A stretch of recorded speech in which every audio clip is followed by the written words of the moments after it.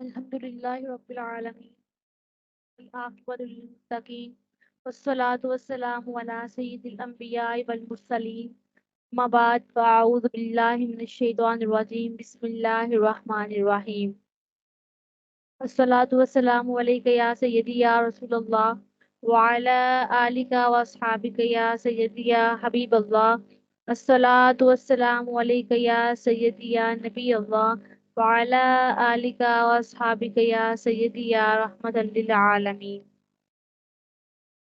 السلام علیکم ورحمۃ اللہ وبرکاتہ۔ آج ہم نے رسول اللہ صلی اللہ علیہ وآلہ وسلم کی وفات، حسرت آیات اور انتقال پرملال کا بیان کرنا ہے۔ اللہ تعالیٰ احسن انداز میں بیان کرنے کی توفیق عطا فرمائے۔ یہ ایک اٹل حقیقت ہے کہ جس نے بھی اس دنیا میں آنا ہے اس نے ایک مقرر وقت گزار کر تو واپس اپنے رب کی طرف جانا ہے۔ اللہ تعالیٰ نے قرآن مجید میں ارشاد فرمایا کل نفس ذائقۃ الموت، کہ ہر ذی روح نے موت کو چکھنا ہے۔ ثم الینا ترجعون، پھر تم نے ہماری طرف لوٹ کر آنا ہے۔ اس قانون میں کوئی استثناء نہیں ہے۔ علماء، صلحاء، اولیاء، شہداء، حتیٰ کہ انبیاء بھی اس سے مستثنیٰ نہیں ہیں۔ سب پر موت نے بہرحال وارد ہونا ہے اور سب نے اس کا ذائقہ ہر صورت چکھنا ہی چکھنا ہے۔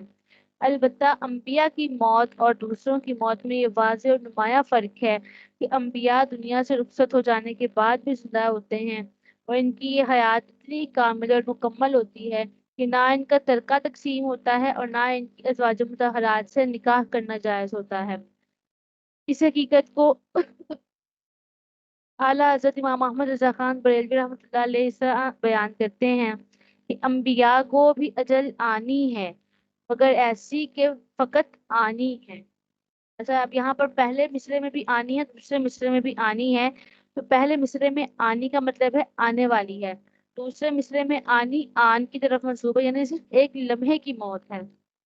تو کہتے ہیں ان کی انبیاء کو بھی اجل آنی ہے مگر ایسی کہ فقط آنی ہے، پھر اسی آن کے بعد ان کی حیات مثل سابق وہی جسمانی ہے۔ روح تو سب کی زندہ ہے، روح تو سب کی ہے زندہ ان کا جس میں پر نور بھی روحانی ہے۔ اوروں کی روح ہو کتنی ہی لطیف، اوروں کی روح ہو کتنی ہی لطیف، ان کی اجسام کی کب ثانی ہے۔ پاؤں جس خاک پہ رکھتے ہیں وہ وہی پاک ہے، روح ہے نورانی ہے۔ ان کی ازواج کو جائز ہے نکاح، ان کا ترکہ بٹے جو فانی ہے۔ یہ تو ہے حی ابدی، ان کو رضا صدق کے وعدہ کی قضا آنی ہے۔ تو غرض یہ کہ موت کے بعد انبیاء کی حیات تو اہل حق کے ہاں قطعی طور پر مسلم ہے، لیکن اس میں شک نہیں کہ موت نے ان پر وارد ضرور ہونا ہے اور صدق کے وعدہ کی قضا بہرحال آنی ہے۔ نبی اکرم صلی اللہ علیہ وآلہ وسلم چونکہ سید الانبیاء ہیں، محبوب خدا ہیں، اس لیے آپ کو یہ خصوصیت حاصل ہے کہ یہ لمحاتی موت بھی اللہ تعالیٰ نے آپ کی منشا اور رضا کے بغیر آپ پر مسلط نہیں فرمائی، بلکہ آپ کو اختیار دیا کہ چاہیں تو دنیا میں رہیں اور چاہیں تو میرے پاس آ جائیں۔ تو حتیٰ کہ عین وفات کے وقت جب ملک الموت قبض روح کے لیے حاضر ہوئے تو انہوں نے بھی عرض کی کہ مجھے آپ کی مکمل اطاعت کا حکم دیا گیا ہے، اگر آپ اجازت دیں تو روح مبارک قبض کر لوں ورنہ میں واپس چلے جاؤں گا۔ اگر آپ چاہتے تو ملک الموت کو واپس بھیج دیتے اور قیامت تک دنیا میں ہی رہتے، لیکن آپ نے رب الجلال سے ملاقات اور وصال کو ترجیح دی۔ تو اسی طرح اگر آپ چاہتے تو آخر تک صحت مند رہتے اور کسی قسم کی بیماری آپ کو لاحق نہیں ہوتی، مگر آپ نے اس انداز سے دنیا میں جانا پسند کیا جیسے ایک متقی اور پرہیزگار انسان دنیا سے روانہ ہوتا ہے، رخصت ہوتا ہے، تاکہ امت کے لیے آپ کی زندگی کے یہ لمحات اسوہ اور نمونہ بن جائے اور ہر امتی جان لے کہ آخری بیماری کی تکالیف اور شدائد کا کس طرح سے سامنا کرنا ہے اور کیوں کر سرخرو ہو کر بارگاہ رب العزت میں حاضر ہونا ہے۔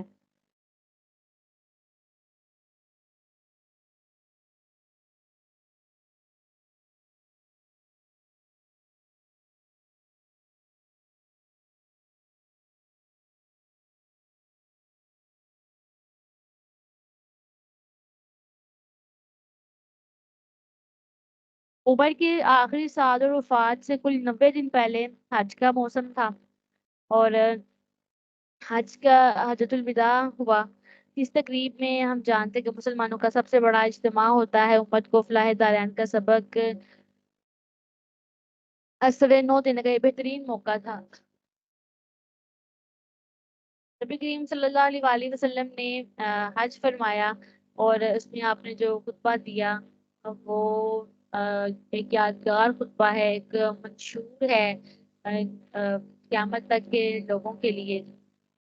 हज खत्म करके फिर आप सही सालिन जब मदीना मुनव्वरा पहुंच गए, हस्बे मामूल बाज़ और इरशाद और इबादत और रियासत में मसरूफ रहे। मरसुल मौत के आगाज तक कोई खास वाक़या पेश नहीं आया। अलबत्ता बीमारी से सिर्फ 2 दिन पहले मुसलमानों को बलका पर हमले की तैयारी का हुक्म दिया। अब से पहले ग़ज़वा मुअता के सिलसिले में आपका चचाजाद भाई जाफिर बिन अबी तालिब रज़ियल्लाहु तआला अन्हु और मुंह बोले बेटे ज़ैद बिन हारिसा शहीद हो चुके थे, तो इस नई मुहिम के लिए भी ज़ैद के बेटे उसामा रज़ियल्लाहु तआला अन्हु को मुंतखब फरमाया और फौज का सिपह सालार मुंतखब किया। और ये फौज तैयार होकर मदीना मुनव्वरा से बाहर निकली, लेकिन चूंकि आपकी अलालत फौरन शुरू हो गई थी, इसलिए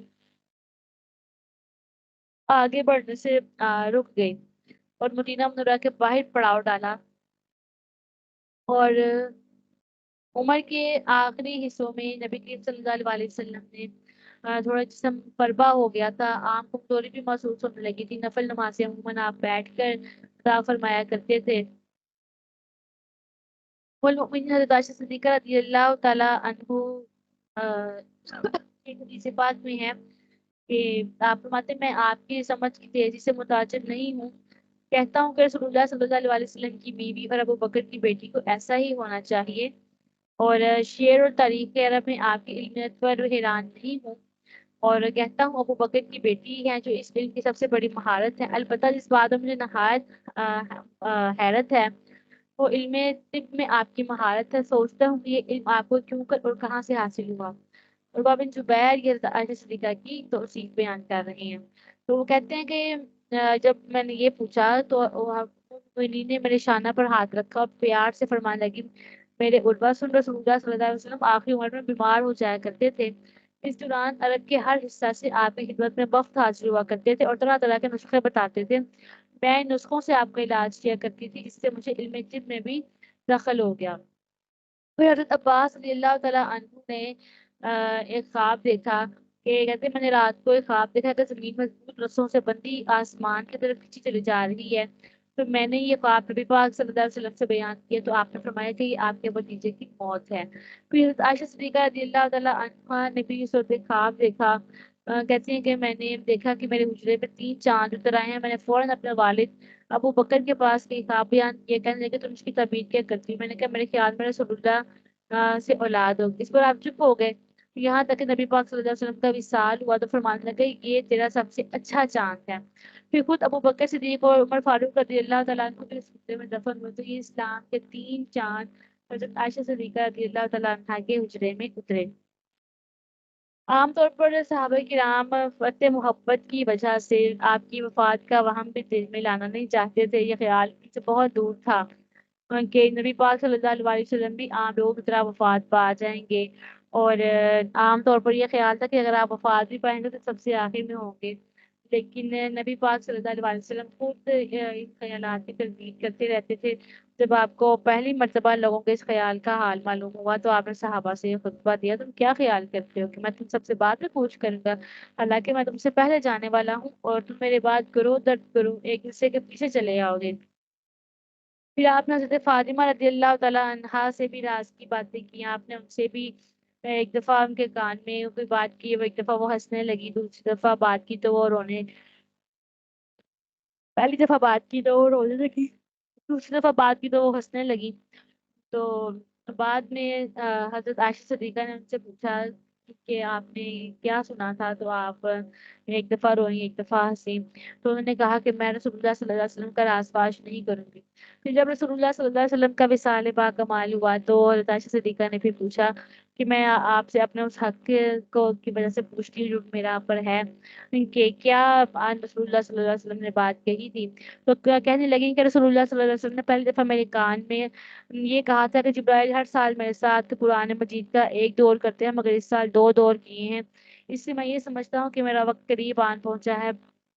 اور دوسرا پھر فرمایا کہ جب تو کہتی ہے سن کر میں رونے لگی، اور جب آپ نے مجھ سے کہا کہ آپ کیا یہ پسند نہیں کرتی کہ میرے خاندان میں سب سے پہلے آپ میرے سے آگے ملے گی،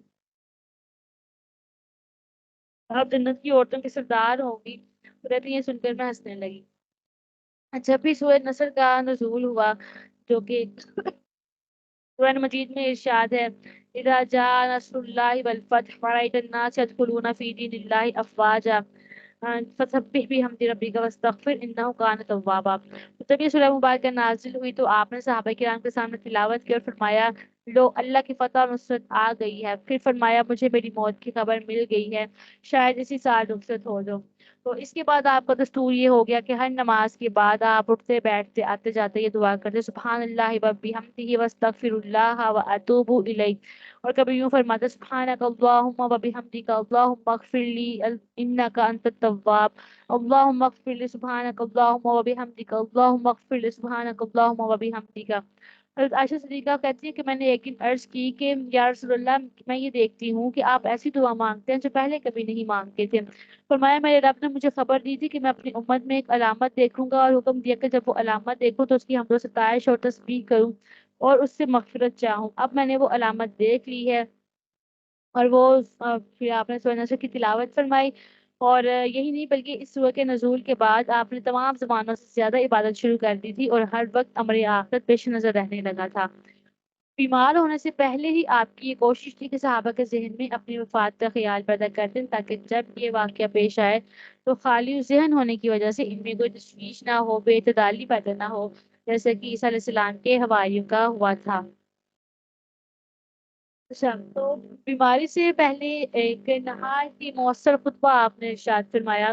پھر بعض میں ساریہ رضی اللہ تعالیٰ عنہ راوی ہیں کہ اس باز پر آنکھوں نے آنسو بہایا، دل خوف سے کانپ اٹھا۔ ہم نے عرض کی یا رسول اللہ، یہ نصیحت تو ایسی ہے جیسے رخصت کے وقت کی جاتی ہے، فرمائیے ہمیں آپ کیا وصیت کرتے ہیں؟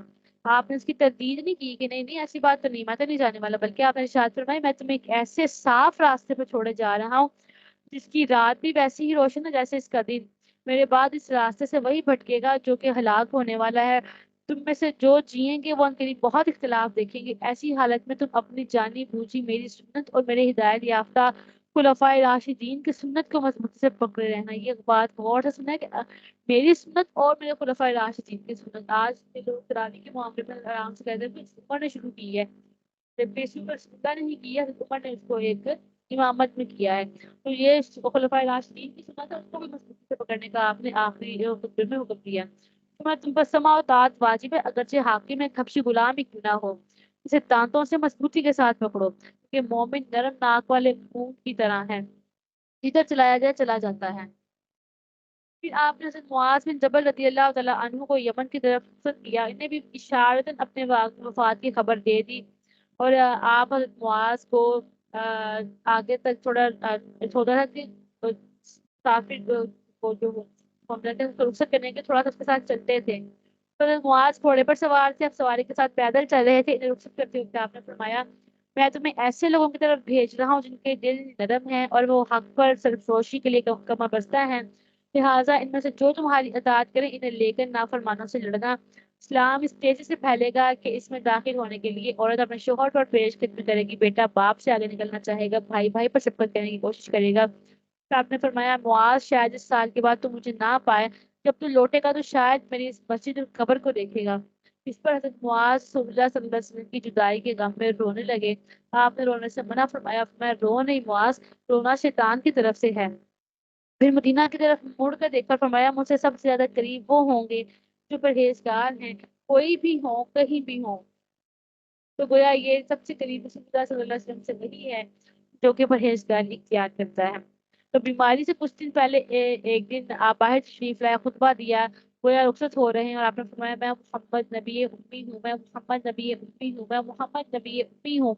میرے بعد کوئی نبی ہی نہیں ہے، مجھے فواتح الکلم، جوامع الکلم، خواتم الکلم عطا کیے گئے ہیں، اور بتایا گیا ہے دوزخ کے کتنے نگہبان ہیں، عرش کے اٹھانے والے کتنے ہیں، مجھے خیریت دی گئی ہے، میری امت کو خیریت دی گئی ہے، جب تک میں تمہیں ہوں میری سنو اور اطاعت کرو، جب بلا لیے جاؤ تو کتاب اللہ کو مضبوطی سے پکڑے رکھو، جو اس نے حلال رکھا اسے حلال سمجھو، اسے حرام بتایا اسے حرام جانو۔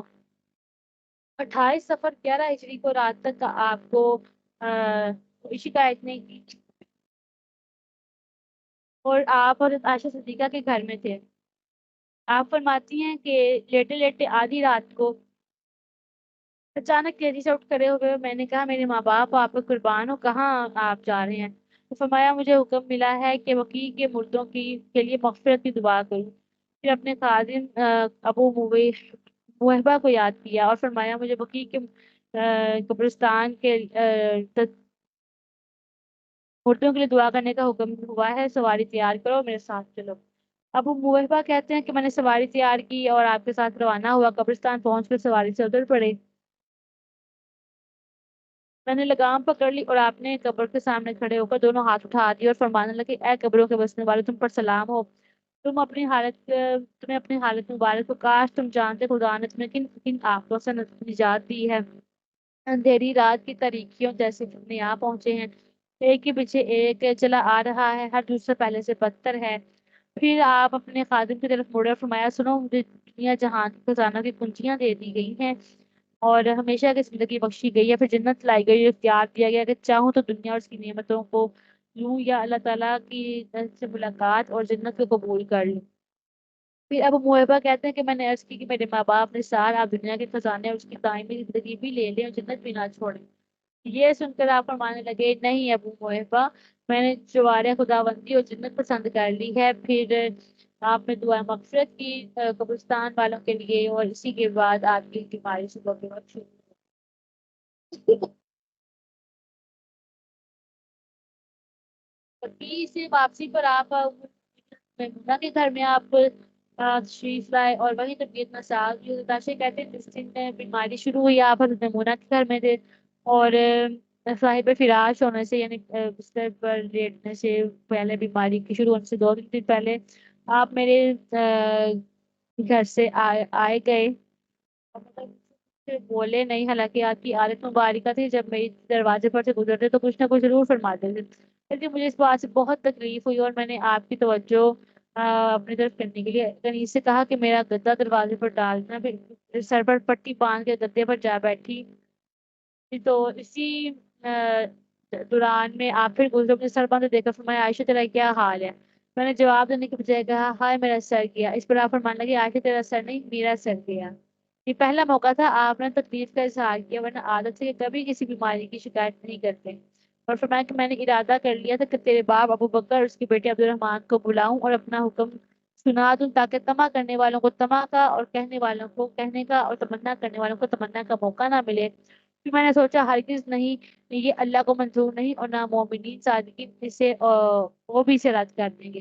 یہ کہہ کر آپ حضرت میمونہ کے گھر چلے گی اور بیماری نے زور پکڑا، بیماری سخت سردرد سے شروع ہوئی، تو اس بیماری کے دوران سر مبارک پر آپ پٹی باندھے رکھتے تھے، پھر فوراً تیز بخار چڑھا اور اس کی حدت کو کم کرنے کے لیے بار بار غسل فرماتے اور پانی میں ہاتھ دھو کر چہرہ تر کرتے تھے، اور بخار اتنا سخت تھا کہ حضرت عائشہ فرماتے ہیں کہ آپ کی سانس اس قدر تیز چلتی تھی کہ جیسے منقع کھانے والا بیج پھونک پھونک کر منہ سے پھینکتا ہے۔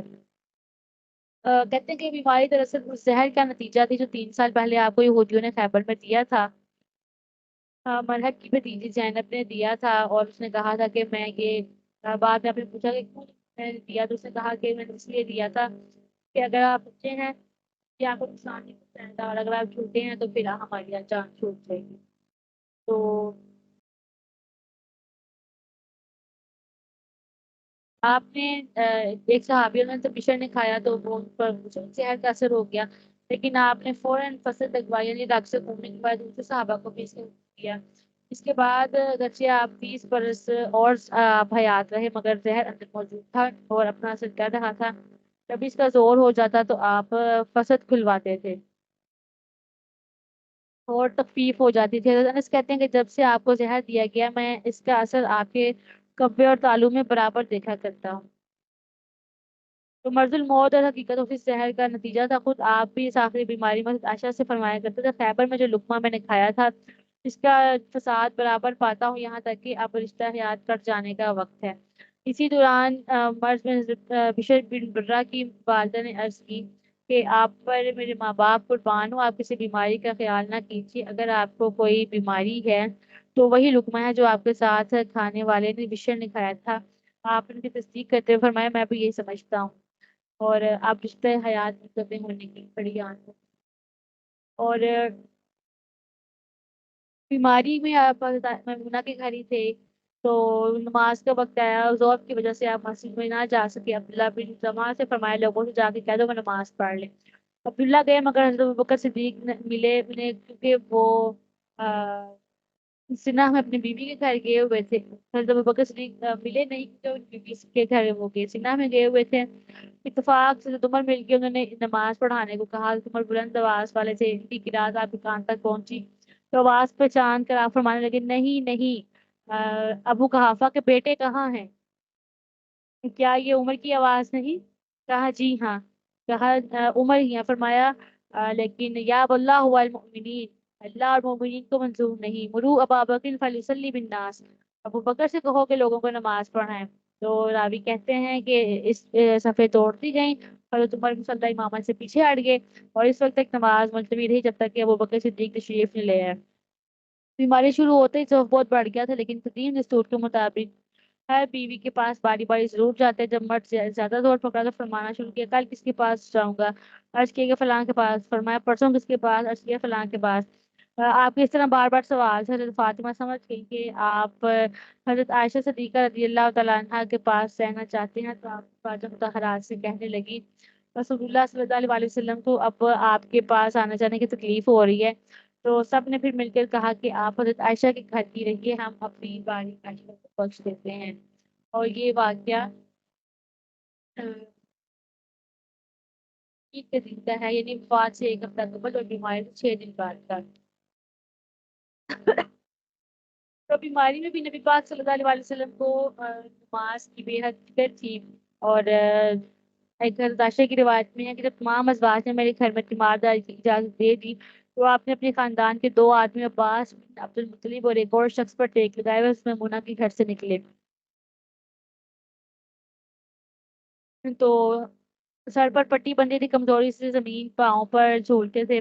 इस हाल में मेरे घर पहुंचे, थोड़ी देर बाद बीमारी और भी ज्यादा सख्त हो गई, यहाँ तक के बेहोश हुए, फाका हुआ। तो पहुंचा पूछा, लोग नमाज पढ़ चुके हैं? तो आप मैंने कहा नहीं, आपके मुंतजिर हैं। फरमाया मेरे लिए तश्त में पानी रख दो। हमने रख दिया, आपने गुस्ल फरमाया, मगर उठने लगे तो बेहोश हो गए। फाका हुआ तो फिर पूछा, लोगों ने नमाज पढ़ ली है? मैंने पूछा नहीं, आपका इंतजार करें। फरमाया तो तश्त में पानी रख दो। आपने रख दिया, आपने गुस्ल किया, लेकिन जब आप उठने लगे तो फिर गशी तारी हो गई। थोड़ी देर बाद फिर फाका हुआ तो पूछा, नमाज होगी? मैंने अर्ज किया नहीं, आपका इंतजार है। तो मैं तो तश्त में पानी रख दो। हमने रख दिया और आपने गुस्ल किया, फिर दरियाफ्त के लोग नमाज पढ़ चुके हैं। हमने कहा नहीं, आपका रास्ता देख रहे हैं। तो ऐसे कहते हैं कि वाकई लोग मस्जिद में इशा की नमाज के लिए आपका इंतजार कर रहे थे। आखिरी मरतबा गुस्ल करके आपने बाहर जाने का इरादा जाहिर नहीं किया, बल्कि फरमाया अबू बकर से कह दो नमाज पढ़ा दे। इस पर मैंने अर्ज किया, अल्लाह के नबी, अबू बकर कमजोर दिल वाले हैं, कमजोर आवाज के आदमी हैं, कुरान पढ़ते हैं गिरिया तारी हो जाता है। आप इस पर कोई तवज्जो नहीं दी और कहा कि अबू बकर से कहो नमाज पढ़ाएं। हजरत अबू बकर को फरमाने नबी भी पहुंचा, तो आपने हजरत उमर से दरख्वास्त की कि आप नमाज पढ़ा। वो राजी नहीं हुए और कहा कि आप ही नमाज पढ़ाएं, आप इस बात पे ज्यादा मुस्तहिक हैं। तो हजरत अबू बकर सिद्दीक रज़ी अल्लाह तआला अन्हु इमामत के लिए खड़े हुए, लेकिन जब किरात शुरू की तो जैसा हदाशा का ख्याल था, आहो बुका और गिरिया करने लगे और रोजारों कतार रोने लगे। यही हाल मुक्तदियों का हुआ, सबकी हिचकी बंद गई, क्योंकि आज वो मेहराब को अपने नबी से खाली देख रहे थे। इसके बाद जब नमाज का वक्त आया तो मौज़िन ने हाजिर होकर कहा, रसूलुल्लाह से कहो किसी और को नमाज पढ़ाने का हुक्म दे दें, क्योंकि गुज़िश्ता नमाज में अबू बकर और इनके मुक्तदी गिरिया और बुका से फितना में पड़ गए हैं। तो हज़रत ने अपनी तरफ से कह दिया, उमर को नमाज पढ़ाने के लिए कह दो। तो हज़रत उमर खड़े हो गए, लेकिन इनकी तकबीर बुलंद होते ही रसूलुल्लाह आवाज पहचान ली, कहा मैं किसकी तकबीर सुन रहा हूँ? अज़वाज मुतहरात फरमाने लगी, उमर है, मौजिन आया था और ये कहता था हफ्सा ने कहा उमर इमामत करवाएं। तो ये सुनकर बहुत खफा हुए, फरमाया तुम यूसुफ वाली हो, अबू बकर से कहो नमाज पढ़ाएं। तो फिर अब्दुल्ला बिन अब्बास कहते हैं कि वो आयशा के घर में साहिब फिराज थे, बीमार थे। एक दिन तबीयत जरा बहाल हुई। दो आदमी जिनमें एक हजरत अब्बास थे और उन पर टेक दिए हुए आप तशरीफ लाए। तो आपने फरमाया तुम यूसुफ वालियां हो। इससे मुराद ये था कि जिस तरह मिस्र की औरतों ने यूसुफ अलैहिस्सलाम को परेशान किया था, इस तरह आप मुझे परेशान कर रहे हैं। तो जब आपकी तबीयत बहाल हुई तो आप लोगों के पास तशरीफ लाए। तो लोगों ने आपको तशरीफ लाते देखकर सुबहान अल्लाह कहकर हज़रत अबू बकर सिद्दीक को आगाह किया। हज़रत अबू बकर सिद्दीक पीछे हटने लगे, लेकिन आपने इशारे से ठहरने को कहा और आप आगे बढ़ते चले गए, यहाँ तक कि इनके बाएं जानिब बैठ के। अब आप इमाम थे और अबू बकर सिद्दीक आपकी इब्तिदा में नमाज अदा कर रहे थे। बीमारी के दौरान में एक दिन हज़रत बिलाल ने आकर नमाज की इत्तला दी तो उनसे फरमाया अबू बकर से नमाज पढ़ाने को कह दो। तो अबू बकर सिद्दीक इमामत करा रहे थे कि अचानक हुजरे का पर्दा उठा। तो रावी कहते हैं हमने आपको देखा, आप सियाह चादर ओढ़े थे और चेहरा मुबारक यूं ताबा और दरख्शां था जैसे कुरान का सफा खुला हो। हज़रत अबू बकर समझे कि आप आना चाहते हैं, तशरीफ लाना चाहते हैं, इसलिए पीछे हटने लगे, लेकिन आपने इशारा किया कि नमाज पढ़े जाओ। अब देखिए यहाँ सहाबा रसूलुल्लाह की ज़ियारत करते हैं और नमाज नहीं टूटी, लेकिन आज के ज्यादा समझदार लोग कहते हैं कि नमाज में रसूलुल्लाह का ख्याल आ जाए तो नमाज टूट जाती है। तो अब सहाबा ने क्या रसूलुल्लाह की ज़ियारत करने के लिए कुछ थोड़ी निगाह उठाई की होगी ना, तो तभी पता चला होगा ना। लेकिन उनकी नमाज नहीं टूटी। और रसूलुल्लाह की ज़ियारत से नमाज नहीं टूटी, लेकिन आज के लोगों की रसूलुल्लाह की ख्याल से नमाज टूट जाती है। अल्लाह अकबर, कैसा ये ईमान है, कैसी ये मुसलमानी है। इस्लामी मसवात का हाल सारे जहां पर रोशन है। सबसे ज्यादा अमली तौर पर इस्लाम ही ने उसूल दिए हैं कि तमाम इंसान बराबर हैं और खुदा की नजर में तकवा वाला अफजल है। नबी पाक सल्लल्लाहु अलैहि वसल्लम तमाम उम्र इसी उसूल को पेश करते रहे, मजबूत बनाते रहे। अपने लिए कोई भी दुनियावी इम्तियाज आपने खास नहीं किया। और आपने जब आप पैमाना लिहाज से तेज हो चुका तो आपने चलते चलते इस शरीर उसूल पर एक हौसला दोबारा इशाद फरमाया। और एक दिन इस तरह निकाहत के आलम में आप सर पर रुमाल बांधते नवाज के हाथ पर टेक दिए हुए मुझे तशरीफ लाए और मुसलमान को जमा करके आपने खुतबा दिया। अब मुझसे मेरी जुदाई नजदीक आ पहुंची है। मैं भी एक आदमी हूँ जिस किसी की आबरू को मुझसे भी गजीर पहुंची है। मेरी आबरू मौजूद है, आए और बदला ले ले। जिस किसी के जिस्म पर चमड़ी को मुझसे तकलीफ पहुंचे, मेरे जिस्म की चमड़ी मौजूद है, आए की सांस ले ले। जिस किसी के माल को मुझसे कुछ नुकसान पहुंचे, मेरा माल मौजूद है, आए इसमें से ले ले। खूब अच्छी तरह समझ लो, तुमने मेरा सबसे ज्यादा ख्याल था वही है जिसका इस किस्म का कोई हक मुझ पर हो और मुझसे वसूल कर ले या वो मुझे माफ कर ले। अल्लाह अकबर, अल्लाह के नबी हैं और दो जहां के ताजदार हैं। कैसी आ, आप मसावात की गुफ्तगू कर रहे हैं। कहा जिसका और वो मुझसे वसूल कर ले ताकि तमाम मुतालों से आज़ाद होकर मैं अपने परवरदिगार के हुजूर पहुंचूं। देखो कोई ये ख्याल ना करे कि मैं रसूलुल्लाह के बुग़्ज़ व अदावत से डरता हूँ। ये दोनों बातें ना मेरी तबीयत से हैं ना मेरी आदत से दाखिल है। जो शख्स किसी बात में भी अपने नफ्स से मगलूब हो गया वो भी आए और मुझसे मदद मांगे ताकि मैं इसके हक में दुआ करूँ। इसमें का एक बंदा खड़ा हुआ कहने लगा आपके पास एक साहिर आया था और आपसे कुछ देने का मुझे हुक्म दिया था, मैंने इसे 3 दिरहम दिए थे, फरमाया सच है, फजल इसे दे दो। फिर एक और बंदा उठा, यार से मैं बखील हूँ, मैं मुनाफिक हूँ, मैं बुज़दिल हूँ, मैं बहुत सोने वाला हूँ, मैं बहुत झूठा आदमी, दुआ कीजिए अल्लाह ताला मुझे निफाक बुखल बुज़दिली नींद झूठ से दूर फरमाया। आपने इसके हक में दुआ फरमाई, या अल्लाह से ईमान सच्चाई बख्श, से इससे नींद और बुखल दूर कर, इसके दिल को बहादुर बना। और फिर एक औरत ने पुकारा, या रसूल अल्लाह मुझ में ये ऐप है। अपनी जुबान की तरफ इशारा किया, दुआ कीजिए ये सब ऐप दूर हो जाए। इससे आप इसमें आयशा के घर जाओ, मेरा इंतजार करो। और आयशा रज़ियल्लाहु तआला अन्हा के हुज्रे में तशरीफ लेकर तो अपना असा मुबारक उसके सर पे रखा और दुआ शुरू की।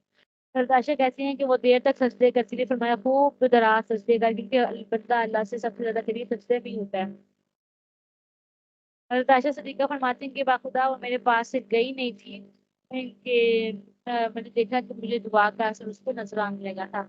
और जिस आदमी के लिए आपने दुआ की थी, फजल कहते हैं कि इसके बाद में जंग में देखा कि इससे ज्यादा बहादुर, इससे ज्यादा कम सोने वाला हमारी फौज में कोई भी नहीं था। फिर आपने अंसार से मोहब्बत के हवाले से आपने आपको बड़ा मोहब्बत थी अंसार से। एक दिन आप सर पर रुमाल बांधे तशरीफ लाए तो दरवाजे पर अंसारी मर्दों खवातीन और बच्चे मौजूद थे। ये आपकी बीमारी से बड़े परेशान हुए और आप उनके चेहरे देखकर बेचैन हो गए और फरमाने लगे कैसे मैं उस रात जिसके हाथ में मेरी जान है, अंसार मैं तुमसे बड़ी मोहब्बत करता हूँ। फिर मुसलमानों की तरफ मुखातिब हुआ, फरमाया अंसारियों ने तो वो सब बेबाक कर दिया जो इनके जिम्मा था, लेकिन तुम्हारे जिम्मे इनके हुकूक बाकी हैं। देखो, इनके नेकों से नेकी करना, बदों से दरगुजर करना। मुसअब बिन जुबैर ने एक मरतबा एक अंसारी अरीफ की शिकायत सुनी, से सजा देना चाहते थे। हजरत अनस को मालूम हुआ तो फौरन पहुंचे और रसूलुल्लाह को अंसार के हक में ये वसीयत सुनाई। हजरत मुसअब पर इतना असर हुआ कि अपने आंखों तक से गिरा दिया और फर्श पर रुखसार रख के कहने लगे, रसूलुल्लाह का हुक्म सर आंखों पर, कि उस अंसारी को माफ कर दिया। एक और मौके पर ऐसे हुआ कि अबू बकर सिद्दीक और हज़रत अब्बास दोनों अंसारियों की एक बैठक की तरफ से थे, और तो वो ताल्लुक में सबब पहुंचा पूछा तो वो कहने लगे, रसूलुल्लाह की सोहबतें याद आ रही हैं।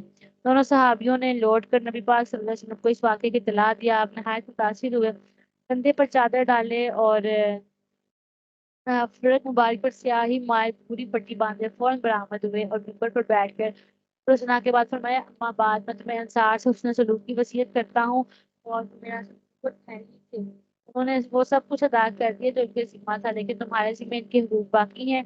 सब लोग ज्यादा हो जाएंगे मगर इंसान कम होते रहेंगे, यहाँ तक कि खाने में नमक की तरह रह जाएंगे। फिर तुम से जो कोई ऐसा मर्तबा पाए जिससे वो किसी को नफा नुकसान पहुंचा सके, तो वो इंसान के बच्चों के साथ अच्छा सलूक करे और बुरों को माफ कर दे।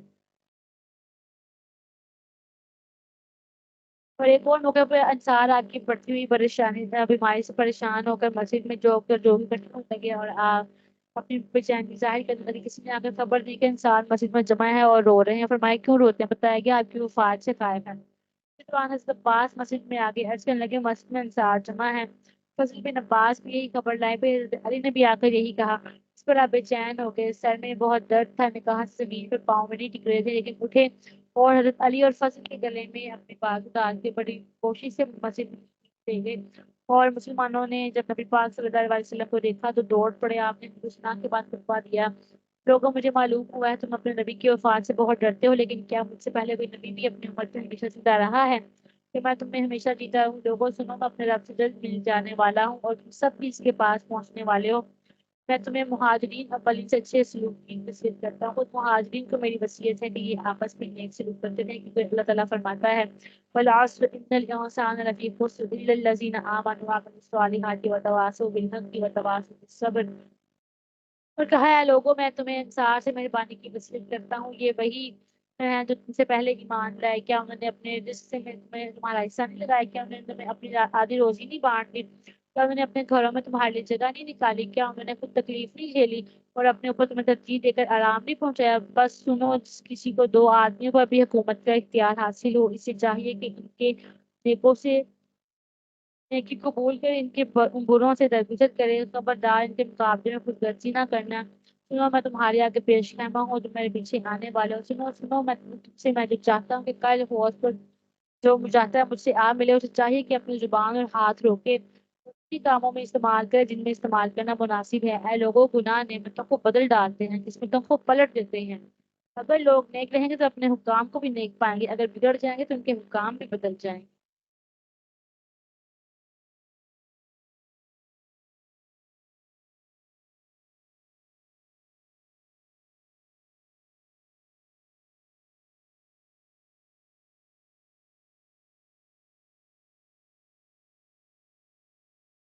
और एक दफा आपने आयशा सिद्दीक़ा रज़ियल्लाहु तआला अन्हा के हुजरा में कुछ सहाबा को मखसूस सहाबा को आपने जमा फरमाया। कोई आपने गुफ्तगू की, सहाबा किराम को वसीयत की और फरमाया कि तिलका दारुल आखिरह नजअलुहा लिल्लज़ीना ला युरीदूना उलुवन इल्ला फिल अर्दि वला फसादा वल आक़िबतु लिल मुत्तक़ीन। और फरमाया कि अलैसा फी जहन्नमा मस्वन लिल मुतकब्बिरीन। तो उसके बाद आपने अ, अपनी वफात की थोड़ी सी खबर दी और कहा कि मैं तुम्हें इसकी सपुर्दगी मैं तुम्हें देता हूँ। और फिर सहाबा ने पूछा, या रसूलल्लाह, आपकी अजल कब आनी है? फरमाया कि तुमसे जुदाई, और अल्लाह की तरफ, जन्नतुल मावा की तरफ, सिदरतुल मुंतहा की तरफ, रफीक की आला की तरफ, लबरेज जाम की तरफ, मुबारक लज़्ज़त और जिंदगी की तरफ वापसी करीब आ पहुंची है। खवातीन के हकूक का आपको हमेशा ख्याल रहता था। तमाम अज़वाज मुतहरात के साथ आप बड़ा इंसाफ करते थे और आपने आखिरी वक्त में भी वाली का ख्याल रखा। اور آپ پھر بھی دعا کیا کرتے تھے کہ یا اللہ جو میرے بس کی بات ہے اسے کرتا ہوں، جو میرے بس کی نہیں ہے تو اسے معاف فرمانے والا ہے، یعنی دل کی محبت۔ اور حقیقت یہ ہے کہ آپ کو عائشہ صدیقہ سے بہت محبت تھی، دوران مرض وقت سے فرمایا کرتے تھے مجھ پر اب موت آسان ہو گئی ہے کہ میں نے جنت میں عائشہ کی ہتھیلی دیکھ لی ہے۔ اور ایک دن فرمایا کہ عائشہ سب مسواک لے آئے، اپنے منہ سے چبا کر مجھے دیں تاکہ میرا لعاب آپ کے لباس میں ملے اور موت کی سختی مجھ پر آسان ہو جائے۔ حضرت ابوذر سے بڑی محبت تھی، مرض موت میں ایک دن انہیں یاد فرمایا ہوا ہے تو آپ کو سوتا پایا، وہ اوپر جھک کر آپ کو دیکھنے لگے تو آپ نے آنکھ کھولی اور سے بتایا۔ ایک مشہور واقعہ ہے، واقعہ کردار سے۔ وہ جمعرات والے دن بیماری کا زیادہ زور تھا تو اسی صورتحال میں آپ نے کاغذ دبات مانگی کہ وصیت لکھوا دیں، لیکن صحابہ نے اس خیال سے کہ آپ مرض کی شدت سے متاثر ہو کر بلاقصد ایسا فرما رہی ہیں کاغذ اور دوات بیچنے کی عبداللہ بن عباس پر اس واقعے کا بڑا اثر تھا اور اسے بڑے تاثر سے بیان کیا کرتے تھے۔ سلیمان بن ابو مسلم سے مروی ہے کہ حضرت عبداللہ نے ایک مجلس میں فرمایا کہ جمعرات تم کیا جانو اور جمعرات کیا ہے، یہ کہہ کر آپ رونے لگی اور جس کو تو روئے کے آنسو سے زمین تر ہو گئے۔ سلیمان کہتے میں نے عرض کیا یا حضرت اس کا کیا معاملہ ہے؟ کہنے لگے اسے نصر اللہ پر تکلیف بہت ہی، اس حالت میں آپ نے فرمایا کاغذ لاؤ اور تاکہ میں ایسی تحریر لکھ دوں کہ جس کے بعد تم ہرگز گمراہ نہیں ہوگے۔ اس پر صحابہ میں جھگڑا پیدا ہو گیا، رسول اللہ صلی اللہ علیہ وسلم کے حضور میں جھگڑا روا نہیں تھا۔ صحابہ کہنے لگے آپ کی کیا حالت ہو رہی ہے؟ ہاں تو جو آپ سے مطلب پوچھنے لگے تو آپ فرمانے لگے مجھے رہنے دو، مجھے چھوڑ دو، میں جس حالت میں ہوں اس سے بہتر اس کی طرف مجھے بلا لے۔ پھر آپ نے تین باتوں کی وصیت کی، مشرکین کو جزیرہ عرب سے نکال دو، پھر وقت کو ویسا ہی عطیہ دو جیسا میں دیتا ہوں۔ راوی کہتے ہیں تیسری بات عبداللہ بن عباس نے نہیں بتائی یا وہ بتانا کہ یا اور یہ بتائی اور میں بھول گیا۔ اسی روایت میں ہے کہ جب آپ نے تحریر لکھنے کے لیے فرمایا تو بعض صحابہ نے کہا رسول اللہ پر بیماری کا غلبہ ہو گیا ہے، ہمارے پاس کتاب اللہ موجود ہے اور کتاب اللہ ہی ہمارے لیے کافی ہے۔ بعض کہنے لگے نہیں کاغذ پیش کر دو تاکہ آپ ایسی تحریر لکھ دیں اس کے بعد تم گمراہ نہ ہو۔ بعض نے کہنا شروع کیا اور کچھ کہنا شروع کیا، بعض نے کچھ کہنا شروع کیا تو جب شور بڑھ گیا تو آپ نے کہا کہ میرے پاس سے چلے گئے۔ پھر آپ نے سات مشکوں سے وصول فرمائی۔ آپ نے کہا متفرق کون سے سات مشکیں لاؤ جس کے منہ بندے ہوئے ہوں مجھ پر ان ڈیلو تاکہ میں باہر نکلوں اور لوگوں کو اپنا عہد سناؤ۔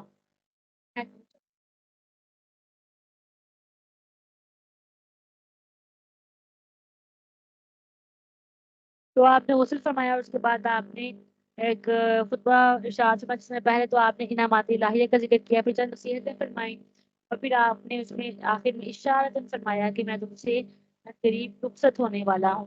اور آپ نے بھی فرمایا کہ سنو اللہ نے ایک بندے کو اختیار دیا کہ دنیا اور اس کی نعمتوں اور سبزوں سے جتنا چاہے لے لے یا جوار خداوندی کی سازشوں کو قبول کر لے، تو اس بندے نے جوار خداوندی کو قبول فرما لیا تو اس طریقے سے سمجھ گئے کہ آپ نے خود اپنے بارے میں فرمایا تو ڈھونڈنے لگے اور عرض کرنے لگے یا رسول اللہ بلکہ ہم ہمارے ماں باپ آپ پر قربان ہوں، لیکن اور صحابہ نہ سمجھے کہ نہ نبی پاک صلی اللہ علیہ وسلم کا اشارہ سمجھے نہ ابو بکر صدیق کا جواب سمجھے، بلکہ متعجب ہو گئے۔ تو سعید خدری کہتے ہیں کہ ہمیں ابو بکر صدیق کے رونے پر بڑی حیرت ہوئی تو ہم کہنے لگے اس بوڑھے کو تو دیکھو رسول اللہ ایک شخص کے ساتھ آ رہے ہیں اور یہ روتے جا رہے ہیں۔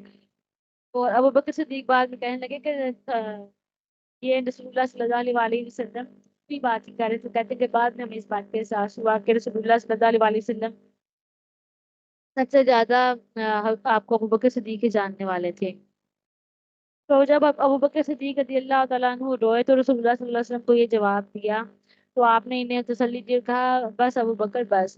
پھر صحابہ سے مخاطب ہوئے اور فرمایا دیکھو یہ مسجد میں دروازے نکلے ہوئے ہیں اور ان سب کو بند کر دو، صرف ابو بکر کے گھر کا ایک دروازہ باقی رہنے دو۔ حضرت ابو بکر صدیق کا یہ گھر برابر ان کے قبضے میں رہا، یہاں تک کہ بعض آدمی کو عطیہ دینے کے لیے انہیں روپیے کی ضرورت ہوئی اور حضرت حفصہ کے ہاتھ میں 4,000 درہم میں فروخت کیا۔ پھر حضرت حفصہ کے پاس اور عثمان کی خلافت تک رہا۔ جب مسجد نبوی میں اضافے کی ضرورت محسوس ہوئی تو حضرت عثمان نے انہیں ایک اور سے بہتر گھر دے کر یہ مکان آپ سے حاصل کر لیا۔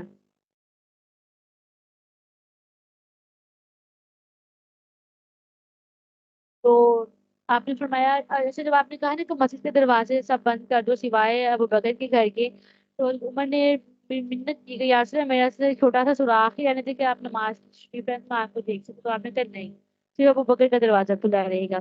تو پھر آپ، کیونکہ ایسا کوئی کوئی ایسا ہے جس کا ہم پر احسان ہو، ہم اس کا بدلہ اتار نہ دیا ہو، سوائے ابو بکر کے جس کا احسان اس پر باقی ہے۔ قیامت میں اللہ ہی اس کا عوض دے گا۔ میں کسی کو نہیں جانتا جس نے میری رفاقت میں ابو بکر سے زیادہ مجھ پر احسان کیا ہو، جس نے اپنے جان و مال سے میری مدد کی۔ اور حضرت عائشہ کہتی کہ ابو بکر صدیق رضی اللہ تعالیٰ عنہ نے 40,000 درہم خرچ کیے تھے، اور آخر میں اس قدر غریب ہو گئے تھے کہ وفات کے بعد کوئی علاج کوئی درہم کے پاس نہیں تھا۔ اور کہا کہ اپنی بیٹی سے میرا نکاح کیا، بلال کو آزاد کیا، مجھے دارالحجرہ تک سوار کر کے لائے۔ میں ہر خلیل سے برات کا اعلان کرتا ہوں، اگر میں بندوں میں سے کسی کو خلیل بناتا تو بے شک ابو بکر کو خلیل بناتا، لیکن ہمارے درمیان صحبت اور اسلام، محبت اور اخوت ہے، یہاں تک کہ اللہ ہمیں اپنے پاس جمع کر لے۔ ہمارا ساتھی یعنی خود آپ صرف اللہ کا خلیل ہے۔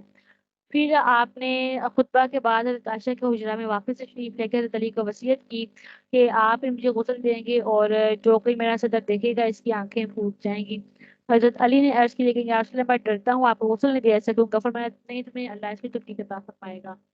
پھر وفات سے 3 دن پہلے جمعہ کا دن اچانک طبیعت بحال ہوئی، اور لوگوں کو امید بنتی کہ انشاءاللہ آپ صحت یاب ہو جائیں گے۔ تو حضرت علی آپ کے پاس باہر نکلے، اور تو صحابہ نے بڑی بے سے پوچھا آپ رسول اللہ کی کیا حالت ہے؟ حضرت علی نے کہا اب الحمدللہ آج آپ درست ہیں، لیکن حضرت عباس جو کہ تجربہ کار تھے آج آپ کو دیکھ کے سمجھ گئے کہ خیریت نہیں ہے۔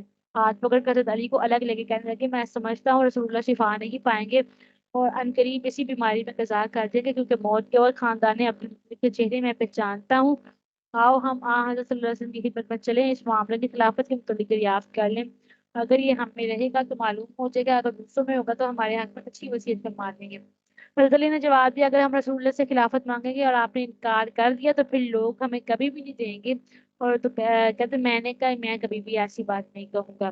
تو خود رسول اللہ صلی اللہ علیہ وسلم کو بھی اس بات کا احساس تھا کہ کہیں لوگ آپ کے بعد خلافت کے معاملے میں جھگڑا نہ کریں، تو آپ نے بار بار اس بات کا فیصلہ کرنا چاہا۔ اگر خلافت کو کامل جمہوری معنوں میں چھوڑ جانے کے اتفاقی آپ رک جاتے تھے، تو ایک دن مرض نے شدت اختیار کی تو عبد الرحمن بن ابو بکر سے کہنے لگے جاؤ اور کوئی جلد یا تختی لے آؤ تاکہ میں ابو بکر کے حق میں تحریر لکھوں اور اختلاف کا راستہ بند کر دوں۔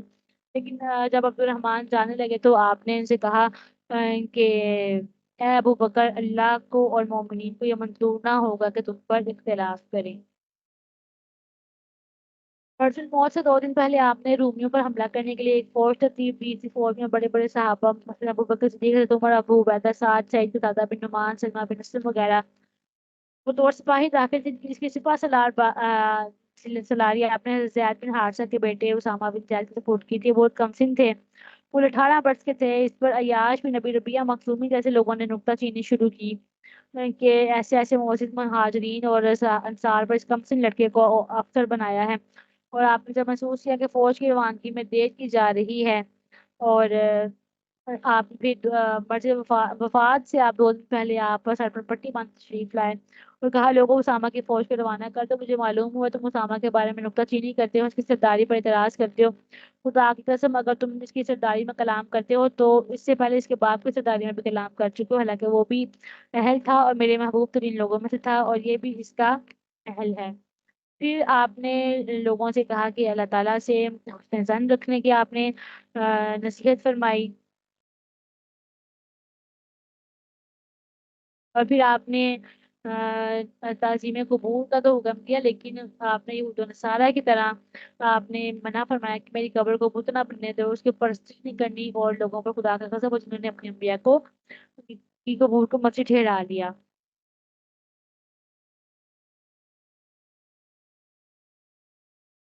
پھر حضرت عبداللہ بن مسعود کہتے ہیں کہ میں نبی پاک صلی اللہ علیہ وسلم کی خدمت میں حاضر ہوا، اور آپ کا بخار بہت تیز تھا، میں نے اس کی یا رسول اللہ اتنا بخار آپ کو؟ تو کہتے ہیں آپ نے فرمایا کہ مجھے تمہارے 2 آدمی جتنا بخار ہے، اور میں نے کہا کہ یہ اس لیے ہے کہ آپ کو 2 ثواب ملے، تو آپ نے فرمایا بے شک جس مسلمان کو ایک کانٹے یا اس سے زیادہ کی تکلیف پہنچتی ہے تو اس کو گناہ ایسے جھڑتے ہیں جیسے درخت کے پتے جھڑتے ہیں۔ حضرت عمر کہتے ہیں میں عیادت کے لیے حاضر ہوا، کچھ دن بخار تھا، میں نے کپڑے پر سے ہاتھ رکھا تو حرارت سے فوراً ہاتھ کھینچنے پر مجبور ہوا، میں نے کہا یا رسول اللہ آپ کو کتنا تیز بخار ہے؟ فرمایا ہاں باوجود اس کے میں نے الحمدللہ گزشتہ شب 17 صورتیں تلاوت کی ہیں، جن میں 7 توالین 7 لمبی صورتیں بھی داخل ہیں۔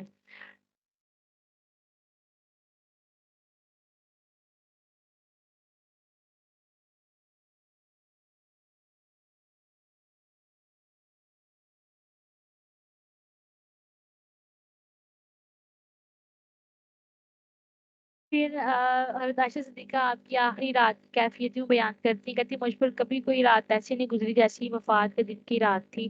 آپ بار بار پوچھتے عائشہ کیا صبح ہو گئی؟ اور میں کہتی جاتی نہیں، یہاں تک کہ بلال نے صبح کی اذان دی۔ پھر بلال دروازے پر حاضر ہوئے اور حسب دستور پکار کر کہنے لگے السلام علیکم یا رسول اللہ ورحمۃ اللہ وبرکاتہ، نماز کا وقت ہو گیا ہے، آپ پر خدا کی رحمت ہو۔ ان کی آواز سن کر آپ نے پوچھا یہ کیا ہے؟ میں نے اس کے بلال آئے ہیں، میں اپنے باپ سے کہو نماز پڑھا دیں۔ اور پھر صبح کو مسجد میں نمازیوں کا بڑا ہجوم تھا۔ مدینہ منورہ میں کوئی مسلمان مرد یا عورت ایسا نہیں تھا جو رات کو آپ کی نازک حالت سننے کے بعد بے تابانہ مسجد میں نہ دوڑایا ہو۔ 12 دن بیماری پر گزر چکے تھے، 13واں دن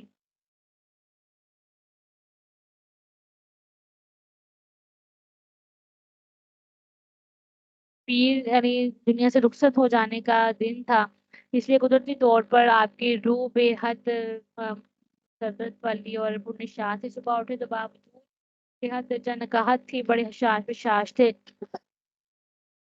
حضرت انس کہتے ہیں نماز فجر ہو رہی تھی، صفحہ جمع تھی، ابو بکر امامت کرا رہے تھے، اچانک ام المؤمنین حضرت عائشہ صدیقہ کے حجرہ کا دروازہ کھلا، پردہ ہٹا، ہم اپنے صفوں سے کیا دیکھتے ہیں؟ رسول اللہ سامنے کھڑے ہیں، ہماری صفیں اور نماز کی ترتیب دیکھ کر مسرت سے تبسم فرما رہے ہیں۔ جمال نبوی دیکھ کر مسلمان خوشی سے اس قدر وارفتہ ہوئے کہ قریب تھا اپنی نماز کے اندر فتنہ میں پڑ جائیں۔ جیسے میں نے نبی پاک صلی اللہ علیہ وسلم کو اس گھڑی ایسے حسن و جمال میں دیکھا جیسے کبھی نہیں دیکھا تھا۔ حضرت ابوبکر صدیق نے خیال کیا کہ آپ تشریف لا رہے ہیں تو صف میں مل جانے کے لیے الٹے پاؤں ہٹنے لگے، لیکن آپ نے اشارے سے ٹھہرنے کو کہا اور خود سر پر پٹی باندھے تشریف لائے، یہاں تک کہ ابوبکر صدیق رضی اللہ تعالیٰ عنہ کے دائیں پہلو میں بیٹھ کر نماز پڑھنے لگے، اور اس وقت آپ دھاری دار چادر اوڑے ہوئے تھے اور اس کے کندھے اور اس کے پلو جو ہیں وہ کندھے پر پڑے ہوئے تھے۔ نماز کے بعد آپ نے مسلمانوں کو مخاطب کیا، اس طرح بلند آہنگی سے آپ نے خطبہ دیا کہ آواز مسجد کے دروازے سے باہر تک گئی۔ آپ نے فرمایا مبشرات نبوت میں سے سچے خواب کے علاوہ کچھ باقی نہیں رہا جنہیں مسلمان سوتے میں دیکھتے ہیں۔ سنو مجھے رکوع و سجود میں قرآن پڑھنے سے منع کر دیا گیا ہے، رکوع میں رب کی عظمت ظاہر کرو، سجود میں خوب گڑ گڑا کر دعا مانگو، کیونکہ اس حال میں دعا قبول ہونے کی زیادہ امید ہے۔ پھر آپ نے فرمایا لوگوں دوزخ بھڑکا دی گئی ہے، کتنے تاریک رات کے ٹکڑوں کی طرح آ پہنچے ہیں، واللہ تم مجھے کوئی الزام نہیں دے سکتے، میں نے وہی چیز حلال کی ہے جو قرآن نے حلال ٹھہرائی ہے، اسی کو حرام بتایا ہے جو قرآن نے حرام بتایا ہے۔ اے خاندان عبد مناف، میں خدا کے مقابلے میں تمہارے کچھ بھی کام نہیں آؤں گا۔ اے عباس عبد المطلب کے بیٹے، میں خدا کے مقابلے میں تمہارے ذرا کام نہیں آؤں گا۔ اے صفیہ عبد المطلب کی بیٹی اور رسول اللہ کی پھوپھی، اے فاطمہ محمد کی بیٹی صلی اللہ علیہ وسلم، ثواب خداوندی کے لیے عمل کرو، میں خدا کے مقابلے میں تمہارے کچھ بھی کام نہیں آؤں گا، خود مجھ سے جو چاہو مانگ لو۔ پھر فرمایا کہ اے لوگوں تم میں سے جس کو میری بات کی مصیبت پیش آنے والی ہے، اسے میری موت یاد کر کے دل کو تسکین دے لینا چاہیے، کیونکہ میری امت میں کسی کو بھی اتنی بڑی مصیبت لاحق نہیں ہو سکتی جتنی میری وفات سے لاحق ہوگی۔ بے شک آپ کی وفات سے بڑھ کر اس امت کے لیے کیا غمناک بات ہو سکتی ہے۔ یہ جو آپ نے فرمایا کہ میں خدا کے مقابلے میں تمہارا کچھ بھی کام نہیں آ سکوں گا، یہ آپ کی عادتی ہے، ورنہ اللہ تعالیٰ نے آپ کو یہ پیار عطا فرمایا ہے کہ آپ اپنی امت کو بخشوائیں، اور اپنے صحابہ اہل بیت کو بھی آپ نے یہ خصوصیت اللہ تعالیٰ نے آپ کی وجہ سے عطا فرمائی ہے، اور متعدد احادیث اس پر شاہد ہیں۔ جب صحابہ نے آپ کو صحت دیکھا تو بڑے خوش ہوئے، یقین کرنے لگے کہ انشاءاللہ آپ تندرست ہو جائیں گے۔ یہاں ابو بکر صدیق بھی یہ سمجھے اور عرض کرنے لگے اے نبی اللہ، میں دیکھتا ہوں کہ اللہ کے فضل و احسان سے آپ کی حالت ایسی ہو گئی ہے جیسی ہم سب کو پسند ہے، آج بنت خارجہ کا دن ہے کہ میں ان کے پاس چلے جاؤں؟ وہ حضرت ابو بکر صدیق کی بیوی تھی جو کہ مدینہ کے پاس سینا کے مقام پر رہتی تھی۔ آپ نے فرمایا ہاں جاؤ، پھر ساما کو آواز دی اور پشت مبارک ان کے سینہ سے لگا کر فرمایا مجھے اٹھاؤ۔ پھر مسجد سے حضرت عائشہ صدیقہ کے حجرے میں واپس آئے، حضرت اسامہ سے فرمایا اپنی فوج لے کر خدا کی برکت کے ساتھ روانہ ہو جائیں۔ اسامہ رخصت ہوئے تو آپ حضرت عائشہ صدیقہ کے سینے سے ٹیک لگائے بیٹھے تھے، طبیعت ناساز ہونے لگی۔ اس مرتبہ مرض کا حملہ بڑا سخت تھا، حتیٰ کہ ایک پاؤں پھیلاتے تھے دوسرا سمیٹتے تھے۔ حضرت فاطمہ آپ کے سینے سے چمٹ گئی اور رونے لگی۔ اور کہنا کہ آہ میرے ابا جان کی تکلیف، آہ میرے ابا جان کی تکلیف۔ اس پر آپ نے فرمایا آج کے بعد تیرے باپ پر کوئی تکلیف باقی نہیں رہے گی۔ تیرے والد کو اب وہ منزل پیش ہے جس سے خدا کسی کو بھی چھوڑنے والا نہیں ہے، قیامت کے دن ملاقات۔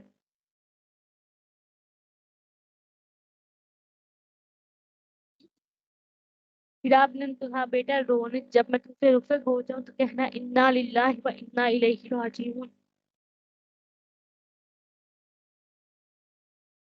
کیونکہ اس میں آدمی کے لیے ہر مصیبت کے لیے تسلی موجود ہے۔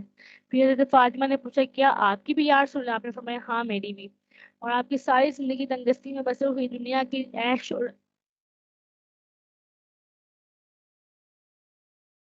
آرام سے آپ کی گزاری رہی تھی، لیکن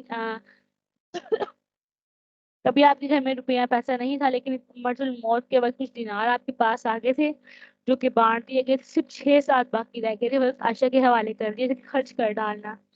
مگر آپ کی تیمارداری میں وہ ایسی مصروف ہوئی کہ یاد نہیں رہا، اچانک آپ کو خیال آیا، اور حضرت عائشہ فرماتی کہ آپ میرے سینے سے ٹیک لگائے بیٹھے تھے کہ آپ نے اب فرمایا کہ سونے کا آپ نے کیا کیا؟ آپ نے فرمایا کہ میرے پاس موجود ہے، تو آپ نے کہا اس سے خیرات کر دیں۔ پھر آپ کو حضرت عائشہ کے سینے پر ہی آپ ذرا بے ہوش ہو گئے، جب ہوش آیا تو آپ نے حضرت عائشہ سے پوچھا، تو آپ نے کہا کہ وہ خرچ کر ڈالا یا نہیں؟ کہا یا رسول اللہ ابھی تک نہیں، آپ کی حالت میں مجھے مہلت نہیں ملی۔ تو آپ نے فرمایا کہ لے گا، تو آپ تمام دینار آپ نے اپنی ہتھیلی پر ایک ایک کر کے چنے گنے، اور پھر آپ نے سب اللہ کی راہ میں خرچ کر دیے۔ پھر آپ نے غلاموں کے متعلق وصیت فرمائی کہ آپ نے فرمایا اللہ اللہ فیما ملکت ایمانکم، اپنے غلاموں کے معاملے میں خدا سے ڈرتے رہو، ان کا جسم کپڑوں سے ڈھکو، ان کے پیٹ کھانے سے بھرو، ان سے نرم زبان میں بات کرو۔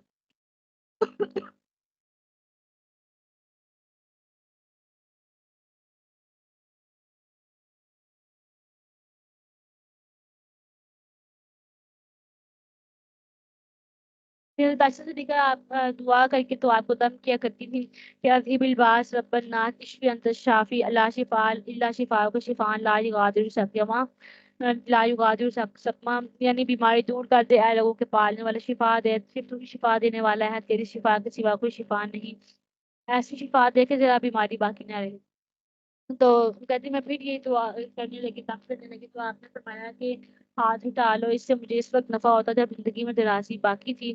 پھر آسمان کی طرف سر اٹھایا اور کہا الرفیق الاعلی، الرفیق الاعلی۔ پھر آپ نے آخری جو لمحات میں آپ نے مسواک بھی کی، اور حضرت عائشہ صدیقہ نے آپ کو وہ مسواک نرم کر کے دی، تو پھر آپ نے وہ مسواک دی۔ تو ذرا دیر بعد آپ نے جب مسواک کی، اور کہتے کہ میں نے آپ کو اتنے اہتمام سے کبھی بھی مسواک کرتے ہوئے نہیں دیکھا تھا، اور کہتے پاس ہی پانی سے لبریز پیالہ پڑا تھا کہ بار بار آپ ہاتھ ڈالتے تھے اور چہرہ مبارک ڈال کرتے تھے اور فرماتے تھے لا الہ الا اللہ انا للموت سکرات۔ ذرا دیر مسواک انگلیوں میں بھاری محسوس ہونے لگی، اور آپ حضرت عائشہ کو دینے لگے تو چھوڑ کر گر پڑی، اور کہتے ہیں کہ میں نے محسوس کیا کہ خود آپ ہی میری گود میں بھاری ہو رہی ہیں، آپ کی انگلی چھت کی طرف اٹھی ہوئی تھی، آپ فرما رہے تھے پھر رفیق الاعلیٰ، پھر رفیق الاعلیٰ، پھر رفیق الاعلیٰ، اللہم الحقنی بالرفیق الاعلیٰ من الجنہ۔ کہتی میں سینہ مبارک پر ہاتھ پھیرنے لگی، تندرستی کے لیے دعا کرنے لگی، جب ذرا فاقہ ہوا تو فرمانے لگے اسأل اللہ الرفیق الاعلیٰ الاسعد مع جبریل و میکال و اسرافیل میکائیل و اسرافیل اللہم اغفر لی ورحمنی والحقنی بالرفیق الاعلیٰ۔ پھر آپ کی گردن مبارک جھک گئی، اور کہتی میں سمجھی کہ وفات ہو گئی ہے، لیکن کہنے لگی آپ کو انتخاب کا اختیار دیا گیا تھا، اور قسم ہے اس کی جس نے آپ کو حق کے ساتھ بھیجا ہے، آپ نے انتخاب کر لیا۔ اور یہ میں نے اس لیے کہا کہ خود آپ تندرستی کی حالت میں فرمایا کرتے تھے کوئی نبی نہیں مرتا جب تک اسے جنت میں اس کا ٹھکانہ دکھا کر دنیا میں رہنے یا آخرت قبول کرنے کے اختیار نہ دیا جائے۔ اور کہتی ہیں مجھے یہ بات یاد تھی اس لیے میں نے یہ الفاظ کہے، اور حضرت ابو محبہ والی حدیث میں وہ پہلے یہ بات گزر چکی ہے۔ چند لمحہ بعد آپ نے پھر جب خوش ہوئی، آپ نے آنکھیں کھولی، پھر سر مبارک جو عائشہ صدیقہ کے شانے پر رکھا تھا اچانک جھک گیا۔ آپ سمجھی کہ آپ میرا سر چھونا چاہتے ہیں؟ کہتی میں فوراً جھکی، نظر نیچی کر کے چہرہ مبارک دیکھا، غور سے سنا، کیا بہت آہستگی سے فرما رہے ہیں اللہم اغفر لی وارحمنی والحقنی بالرفیق الاعلی۔ این اسی وقت دہن مبارک سے ایک نورانی مادہ اچھل کر نکلا، میرے سینے پر ہڈی پر جا ٹھہرا۔ یہ اس قدر سرد تھا کہ میرا تمام بدن لرز اٹھا اور ایسی خوشبو پھیلی جیسے میں نے پہلے کبھی نہیں سنی تھی۔ میں سمجھی آپ بے ہوش ہو گئے ہیں تو منہ پر کپڑا ڈال دیا، حالانکہ اس مرتبہ آپ کی وفات ہو چکی تھی اور مجھے خبر بھی نہیں ہوئی۔ خطیب میں دیگر اس بات کی بنسبت کم سنی کی وجہ سے ایسی تھی کہ آپ کا سر مبارک تکیہ پر رکھ دیا اور دیگر خواتین کے ساتھ مل کر رونے لگی، تو مجھے اپنی اس حرکت پر تعجب ہوا کہ آپ کا سر اقدس اپنے آپ سے جدا کیوں کیا، غسل تک کیوں نہیں لیے بیٹھی رہی۔ اس طرح اللہ تعالیٰ کے پیارے حبیب صلی اللہ علیہ وسلم 13 ربیع الاول اور بعض روایات کے مطابق 13 ہے اور پھر بعض کے مطابق بلکہ اکثر کے مطابق 12 ہے، اور اس طرح مختلف روایات آپ کے وصال با کمال کی ہیں۔ تو آپ کو زوال کے بعد اس دار فانی سے آپ کا رخصت ہوئے۔ وفات کے وقت آپ اونی چادر اوڑے ہوئے تھے، موٹی تہ بند باندھے ہوئے تھے۔ حضرت ابو برزہ راوی ہیں کہ عائشہ صدیقہ نے یہ دونوں کپڑے مجھے نکال کر دکھائے اور کہا کہ رسول اللہ صلی اللہ علیہ وسلم کا وصال انہی کپڑوں میں ہوا تھا۔ وفات کے وقت عمر مبارک آپ کے 63 سال تھی۔ نبوت کے بعد 13 برس مکہ میں گزرے تھے اور 10 برس مدینہ منورہ میں، اور عمر آپ کی اگرچہ پختہ تھی مگر دماغی جسمانی صحت مجموعی طور پر قابل اطمینان تھی، اور جو بڑھاپے کی کمزوریاں ہوتی ہیں وہ آپ پر اس قدر نہیں تھیں، اور آپ کا اللہ پر توکل یہ تھا کہ وفات کے وقت آپ کے پاس کوئی شاہی خزانہ نہیں تھا، صرف چند آپ کی ایک سواری کا خچر تھا، چند ہتھیار تھے جس میں کچھ تلواریں نیزے وزیریں شامل تھیں، اور ایک چیز ایسی بھی تھی جو کہ چند سے جو کہ بس ایک یہودی کے پاس گروی پڑی ہوئی تھی۔ اللہ اکبر۔ جب آپ کا وصال با کمال ہوا تو صحابہ کہتے ہیں جب رسول اللہ مدینہ منورہ تشریف لائے تھے تو ایسے لگا کہ پورا مدینہ روشن ہو گیا ہے، اور جب آپ کا وصال ہوا تو یوں لگا گویا ہماری دنیا ہی سے کھیل ہو گئی ہے۔ یہ کوئی معمولی واقعہ نہیں تھا، ایک ایسی ہستی کا فراق تھا جو خدا کا آخری پیغمبر تھا، حبیب تھا، برگزیدہ تھا، سب سے افضل انسان تھا، اور اس کے پیروں کی حالت یہ تھی کہ اس کے نام پر قربان ہوتے تھے، اس کی خوشبودی کو سب سے بڑی سعادت سمجھتے تھے، آپ کے بال تک بانٹ لیتے تھے، تو یہ ایک بہت زیادہ پریشان کن مرحلہ تھا۔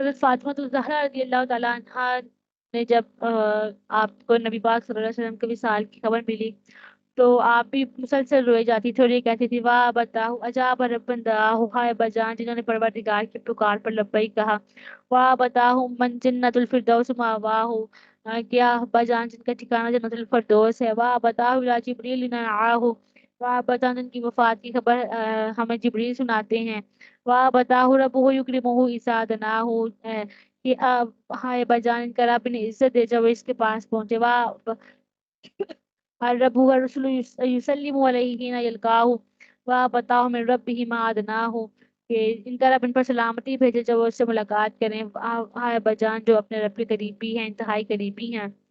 پھر منافق بڑے خوش ہوئے اور جب صحابہ میں بے چینی پھیل گئی، سب حواسی سے کہہ رہے تھے کہ رسول اللہ کیسے وفات پا سکتے ہیں جبکہ ہم پر شہید ہیں، ہم ساری دنیا پر شہید ہیں یعنی گواہ ہیں، جبکہ ہم اب تک سب پر غالب نہیں آئے، آپ کیسے انتقال فرما سکتے ہیں، بلکہ آپ اسی طرح آسمان پر اٹھا لیے گئے ہیں جیسے عیسیٰ بن مریم اٹھا لیے گئے ہیں۔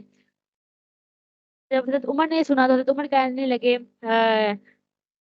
کہ بخدا رسول اللہ فوت نہیں ہوئے ہیں، یہی نہیں بلکہ آپ نے تلوار کے قبضے پر ہاتھ رکھ کے خطبہ دینے کے لیے کھڑے ہو گئے، جو کوئی منہ سے نکالے گا رسول اللہ انتقال کر گئے ہیں اس کو میں تلوار کے ٹکڑے ٹکڑے کر دوں گا۔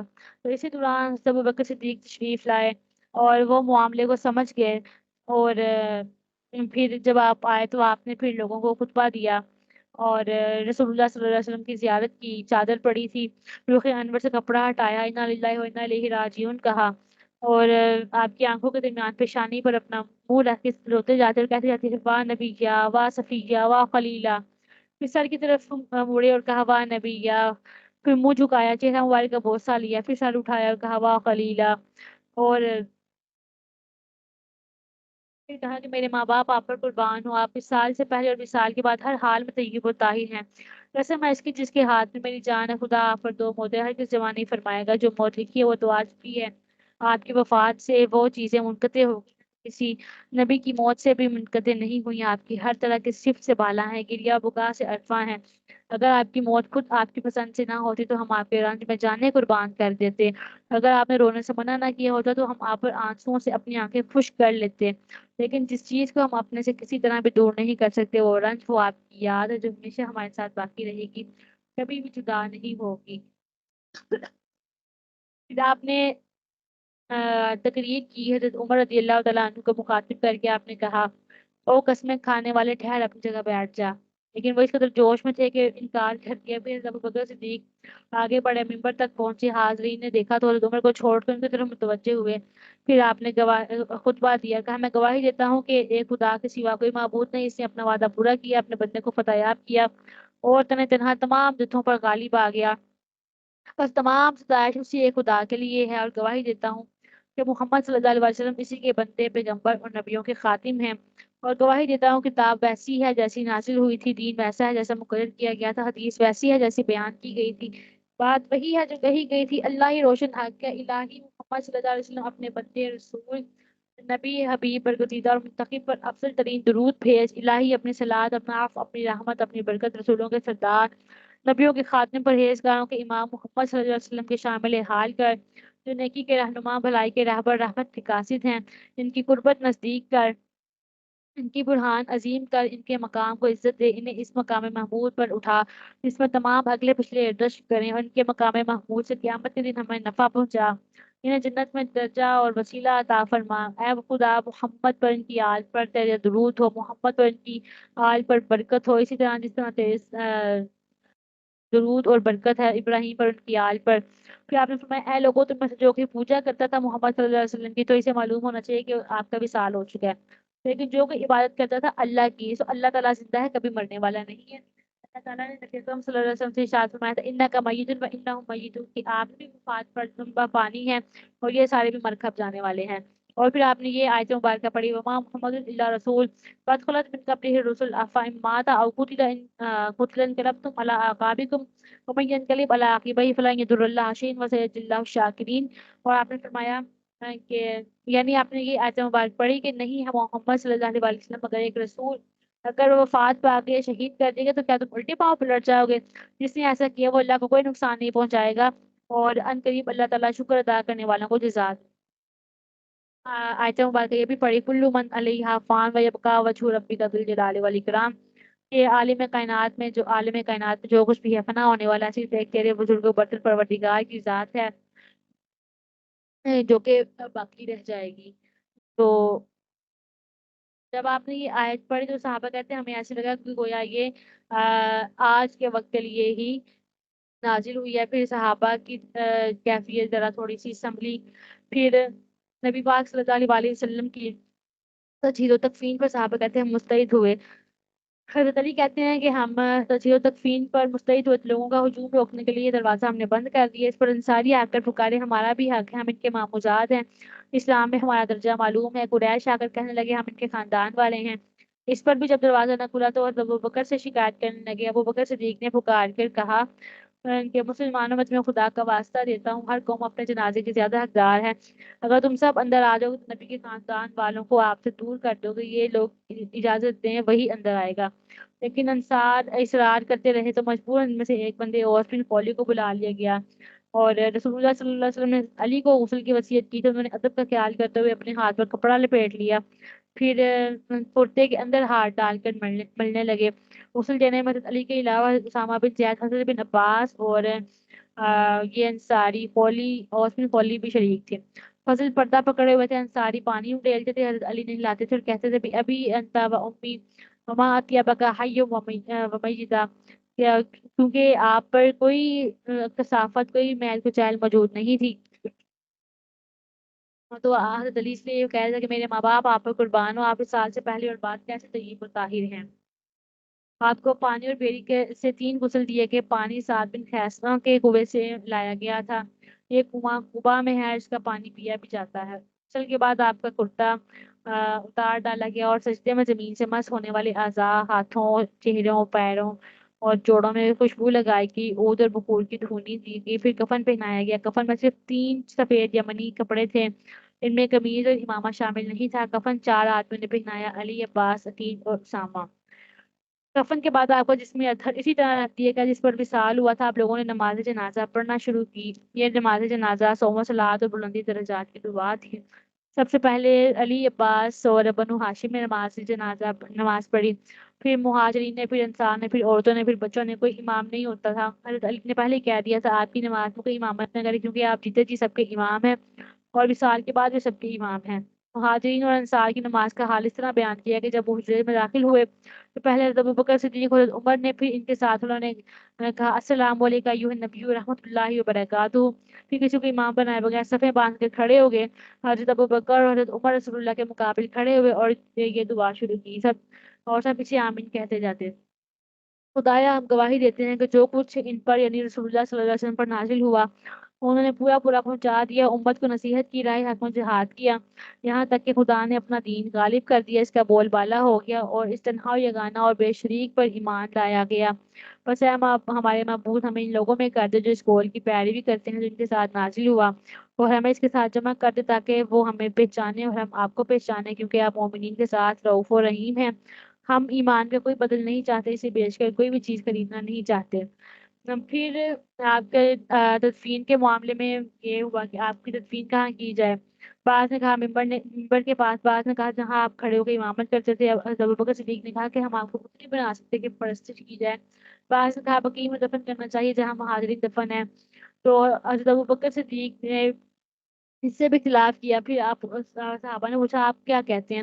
آپ نے فرمایا کہ میں نے نبی پاک صلی اللہ علیہ وسلم کو یہ بات ارشاد فرماتے ہوئے سنا ہے اور اسے ابھی تک بھولا نہیں کہ نبی کی روح جس جگہ قبض ہوتی ہے اسے وہیں دفن کیا جاتا ہے۔ تو پھر یہ اتفاق کیا گیا کہ راشد صدیقہ کے حجرے میں دفن کیا جائے گا، اور آپ کے بچھونے کے ارد کی زمین پر نشان کھینچا گیا اور نشان کے اندر حضرت ابو طلحہ نے قبر کھودی۔ تو قبر تیار ہوئی تو پھر آپ کو منگل کے دن رات کو دفن کیا گیا اور تخت پانچی کی طرف سے ہٹایا گیا اور اسی طرف سے آپ کو قبر میں اتارا گیا۔ حضرت علی، عباس، عقیل، اسامہ اور اوس نے قبر میں اتارا اور باہر نکلا۔ اس کے بعد مٹی ڈال دی۔ حضرت بلال نے قبر پر ایک مشک پانی چھڑکا اور سر کی طرف سے چھڑکنا شروع کیا۔ اللہ اکبر۔ اسی طرح منگل کے دن 14 ربیع الاول 11 ہجری کو نبی پاک علیہ السلام کا جسم مبارک سپرد خاک کیا گیا۔ ابھی تدفین نہیں ہوئی تھی کہ نماز کا وقت آ گیا۔ حضرت بلال اذان دینے کے لیے کھڑے ہوئے۔ اشہد ان محمد رسول اللہ کی صدا بلند کی کہ مسجد نبی میں کوہرام مچ گیا۔ دفن کے بعد ابوبکر صدیق نے حضرت بلال کو اذان دینے کا حکم دیا۔ انہوں نے صاف انکار کر دیا اور کہا اگر آپ نے مجھے اس لیے آزاد کیا ہے کہ آپ ہمیشہ آپ کے ساتھ رہوں تو مجھے ایسا حکم دیجیے، لیکن اگر خدا کے لیے آزاد کیا تو مجھے خدا کے لیے چھوڑ دیجیے۔ حضرت ابوبکر صدیق نے کہا میں تمہیں خدا کے لیے آزاد کیا تھا۔ کہا کہ اب میں رسول اللہ کے بعد کسی کے لیے آزاد نہیں دوں گا۔ پھر وہ مدینہ منورہ چلے گئے تھے۔ پورا مدینہ منورہ کی فضا جو تھی وہ سوگوار تھی، اور لوگوں نے عرب کی تو مٹی میں شاعری ہے، سب نے اپنے اپنے انداز میں جو ہے دکھ کا اظہار کیا اور اشعار بھی کہے۔